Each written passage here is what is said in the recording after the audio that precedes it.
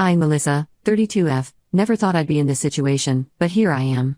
My husband, Trevor, 35M, and I have been married for 7 years, and we have 2 kids, Liam, 6M, and Zoe, 4F.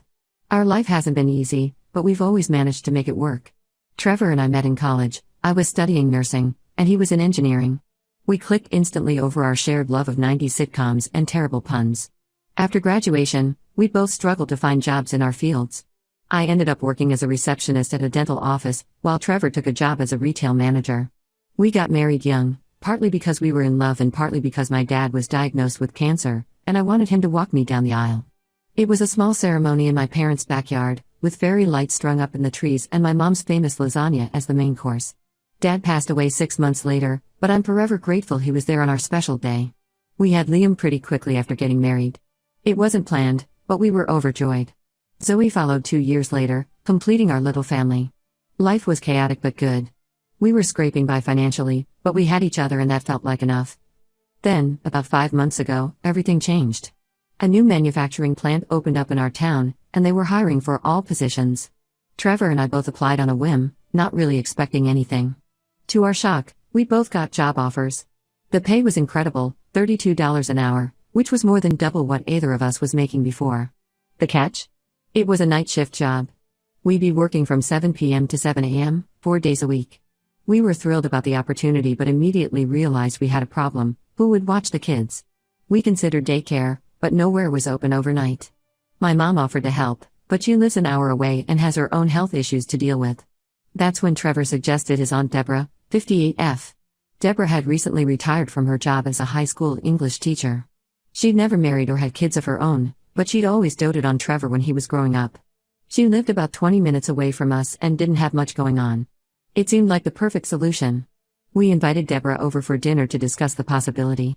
I made my special chicken parmesan, and Trevor broke out a bottle of wine we'd been saving for a special occasion.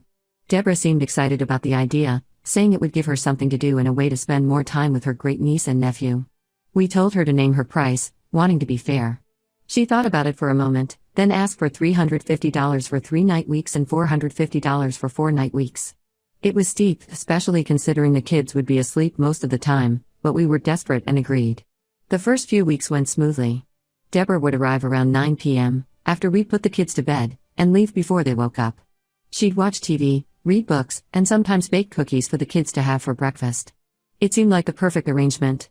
But as time went on, I started noticing issues. Every morning when we got home, the house was a mess. There'd be takeout containers everywhere, even though we'd left plenty of food in the fridge. The sink would be full of dirty dishes, and there'd be crumbs all over the couch. I tried to brush it off at first. After all, Deborah was doing us a huge favor, and it wasn't like the kids were awake to see the mess. But it started to wear on me. I was exhausted from working all night, and the last thing I wanted to do was clean up someone else's mess before I could go to sleep. Then, about a month into the arrangement, I found chocolate wrappers in Zoe's bed. We have a strict no food in bedrooms rule, mainly because Zoe is allergic to chocolate. It's not a severe allergy, but it gives her terrible stomach aches and rashes. When I confronted Deborah, she brushed it off, saying, "The poor dear was hungry, and a little chocolate won't hurt."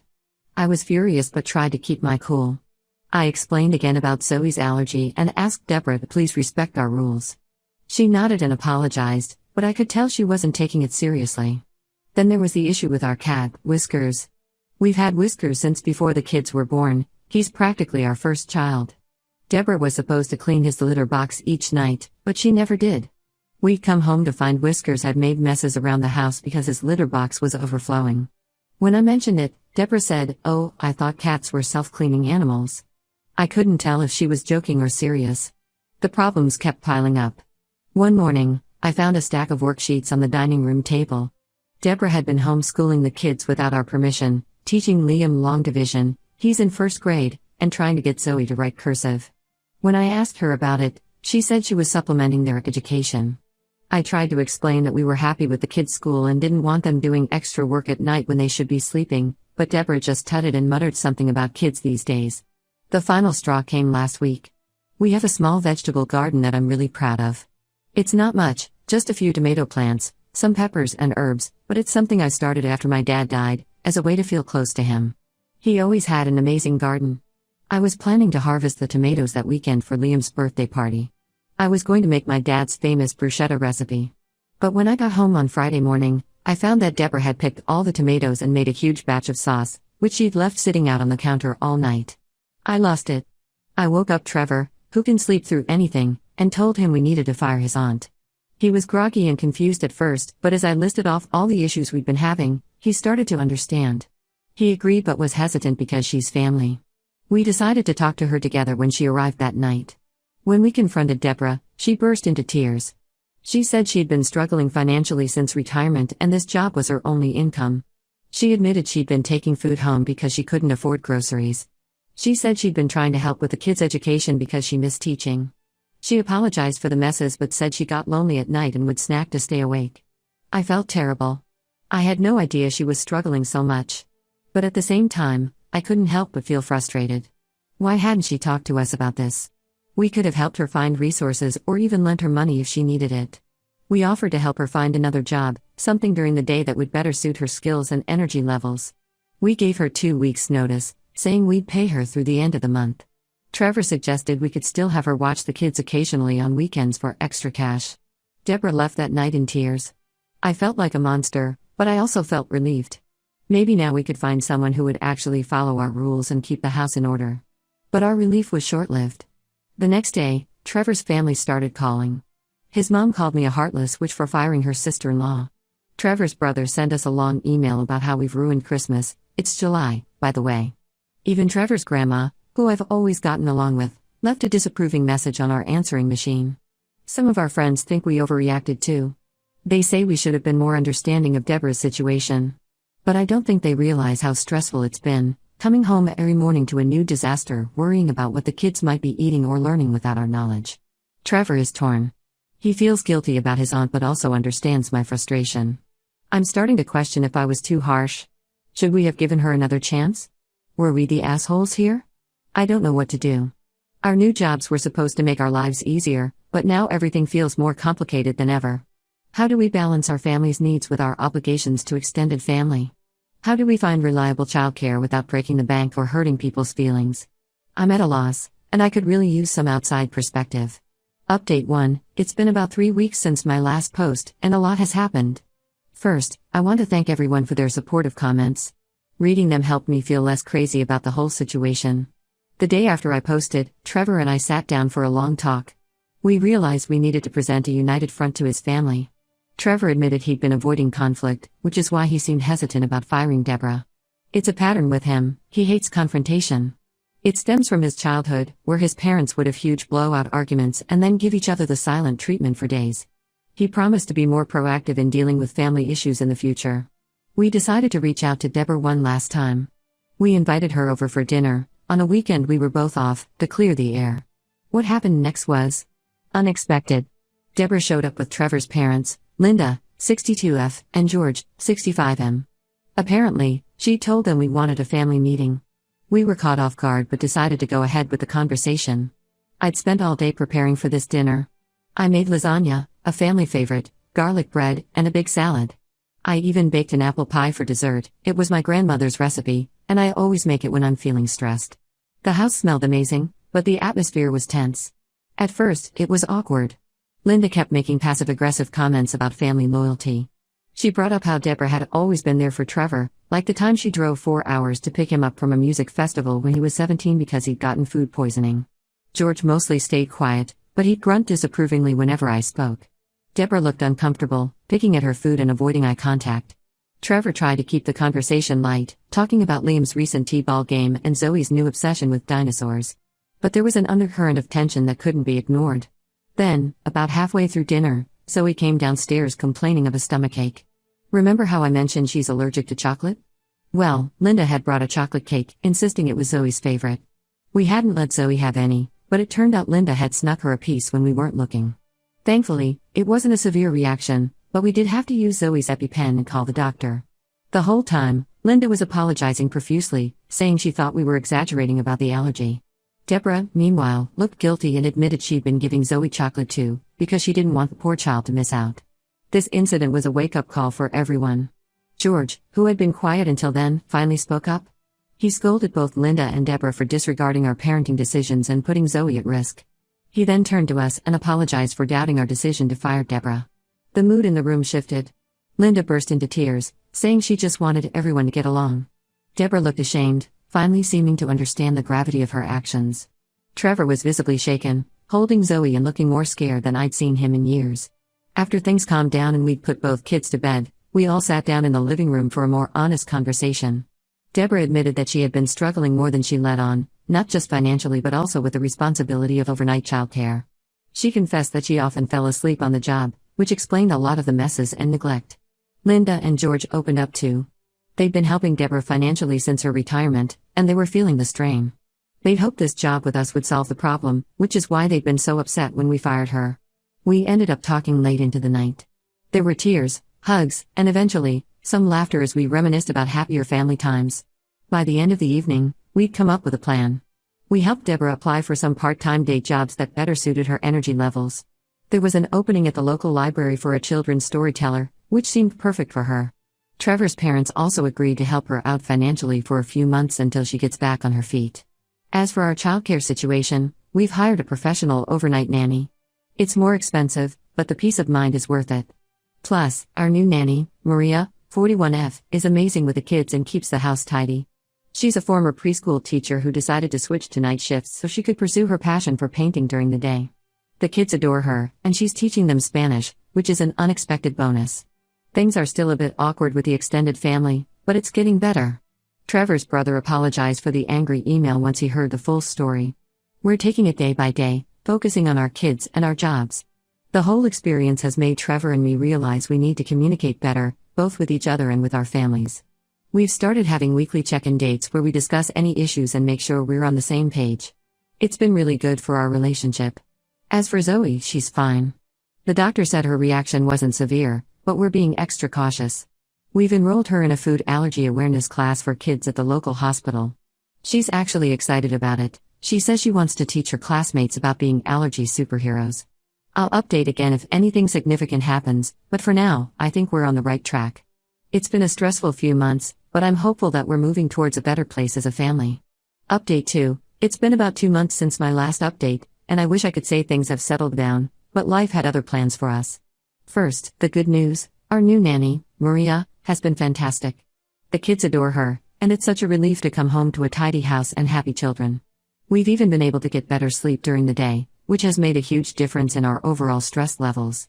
Maria's been teaching the kids Spanish, and it's adorable to hear Zoe count to 10 in her little voice. Liam's even started leaving notes for Maria in Spanish, mostly asking for cookies, but it's progress. Now, for the complicated part.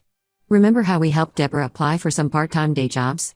Well, she landed a position at a local community center, working with seniors. It seemed perfect, until we found out it was the same center where my grandmother, Edith, 79F, attends daily activities. A bit of backstory: Grandma Edith is my dad's mom, and she's been a rock for me since he passed away. She's this tiny, fiery Italian woman who takes no nonsense from anyone. She moved to a senior living community after Grandpa died, but she's still fiercely independent. She goes to the community center every day for yoga, painting classes, and what she calls gossip hour, officially known as community coffee time. At first, we thought this might be a good thing. Deborah could keep an eye on Grandma Edith, and maybe it would help smooth over the family tensions. Grandma Edith was excited about it too. She said it would be nice to have some young blood around the center. Deborah is 58, but to Grandma Edith, anyone under 70 is a spring chicken. For the first couple of weeks, everything seemed fine. Grandma Edith would call me after her yoga class, raving about how nice Deborah was and how she was whipping those old folks into shape. Deborah seemed to be settling into her new role well, and the tension in the family was starting to ease. But then, about 3 weeks ago, Grandma Edith called me in tears. She said Deborah had been spreading rumors about us to the other seniors. Apparently, Deborah had been painting us as neglectful parents who cared more about money than family. She'd even implied that we'd fired her out of spite, leaving her destitute. I was furious. Trevor was even more so. We decided to confront Deborah directly. We met her for coffee at a neutral location, the little cafe where Trevor and I had our first date. It felt weird to be having this conversation in a place that held such happy memories for us. To her credit, Deborah didn't deny it when we confronted her. Her justification? She felt humiliated by being fired and wanted to save face with her new co-workers. She said she didn't think it would get back to us, and she was sorry for the hurt she'd caused. She apologized, but the damage was done. We reported the incident to the community center's management. They were understanding but said they couldn't fire Deborah over personal issues. However, they did agree to assign her to a different department, away from the seniors' activities. She's now working in the administrative office, which seems like a better fit for her skills anyway. This whole situation reopened the rift with Trevor's family. His parents, who had been slowly coming around, are back to giving us the cold shoulder. They insist we're being too harsh on Deborah and that we should let bygones be bygones. Trevor's mom, Linda, even suggested that Grandma Edith must have misunderstood or exaggerated what she heard. That didn't go over well with any of us. The silver lining in all this? It's brought Trevor and me closer together. We've had to lean on each other more than ever, and it's reinforced that we're a team. Our weekly check-in dates have become a lifeline. Last week, we even managed to sneak away for a day trip to the beach while Maria watched the kids. It was just a few hours, but it felt like a proper vacation. We've also become closer to my side of the family. My mom has been incredibly supportive, even offering to watch the kids some weekends so Trevor and I can have some much-needed relaxation time. She's been teaching Liam how to make homemade pasta, carrying on my dad's tradition. It's bittersweet to watch, but it makes me happy to see that connection. As for Grandma Edith, she's become our unexpected champion.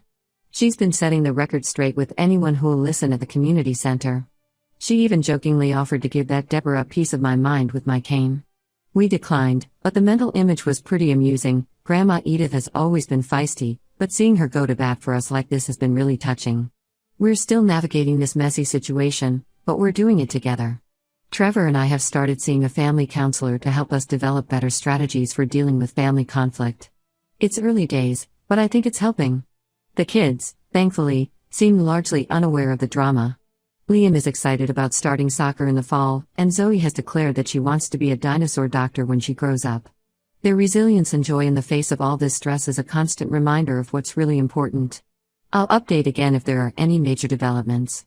For now, we're taking it one day at a time and trying to focus on the positives. Thanks again to everyone who's offered support and advice. It means more than you know. Update 3. It's been about 6 weeks since my last update, and I'm happy to report that things have finally started to settle down. The biggest news is that Deborah has moved. She got a job offer in a city about 3 hours away and decided to take it. It's an administrative position at a private school, which seems perfect for her background in education. I'd like to say I'm sad to see her go, but honestly, it's a relief. The distance has already started to ease some of the family tensions. Before she left, Deborah surprised us by coming over to apologize. It was a bit awkward, but it seemed sincere. She brought a peace offering, a handmade quilt for each of the kids. Apparently, quilting has become her new hobby. The gesture was nice, even if Zoe's quilt did have a suspicious number of chocolate-colored patches.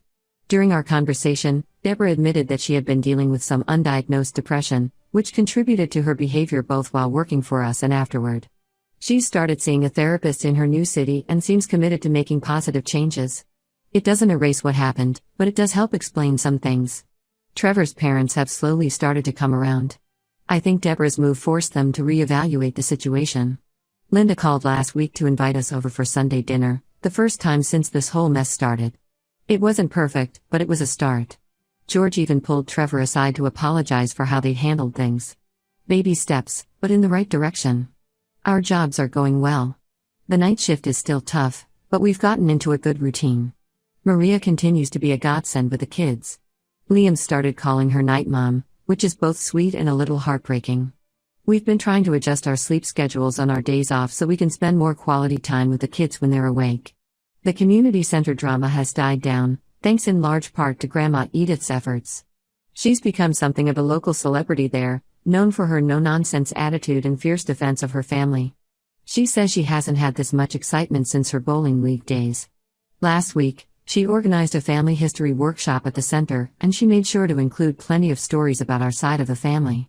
It was her way of subtly correcting any lingering misconceptions from Deborah's gossip. Trevor and I are doing better than ever. All this chaos has really reinforced our partnership. We've started planning a vacation for next summer, our first real family trip since the kids were born. We're thinking of renting a cabin by a lake, somewhere we can unplug and just enjoy being together. It feels good to be looking forward to something positive. There are still occasional hiccups. Last week, Trevor's brother made a snide comment about us driving away Deborah. But instead of getting upset, Trevor calmly explained our side of things.